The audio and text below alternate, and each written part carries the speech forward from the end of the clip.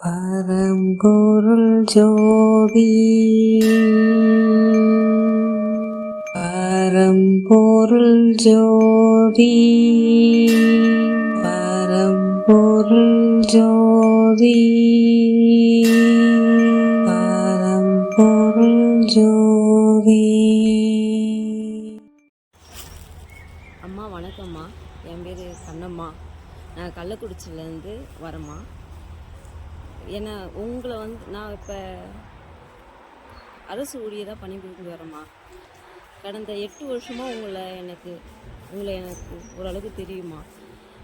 ஆனால் நான் 8 வருஷத்துக்கு முன்னாடி உங்களை பார்த்தேன்.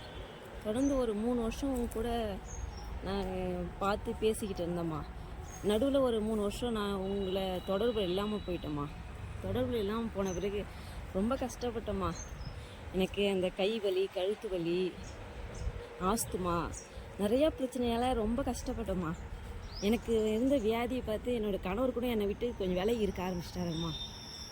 ரொம்ப கஷ்டப்பட்டு தான்மா திரும்ப உங்ககிட்ட வந்தேன். நான் உங்ககிட்ட வந்த பிறகு எனக்கு திருக்குறள் எழுத சொன்னேங்கம்மா.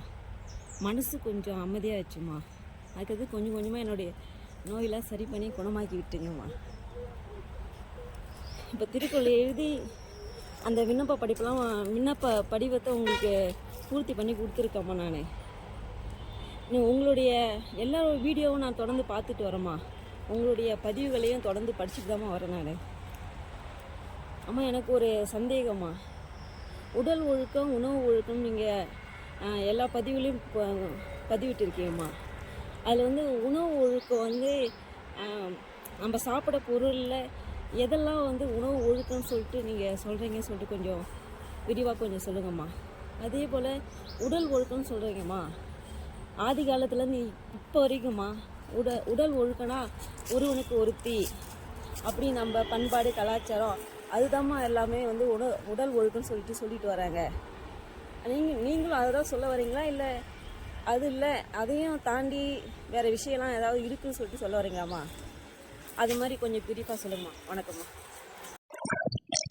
இறைவன் மீது அன்புடையவருக்கு வணக்கம். எனது பெயர் சிங்கை மீனாட்சி. விழுப்புரத்திலிருந்து உரையாடுகின்றேன். மகான்களின் மகத்துவம் பகுதி 86.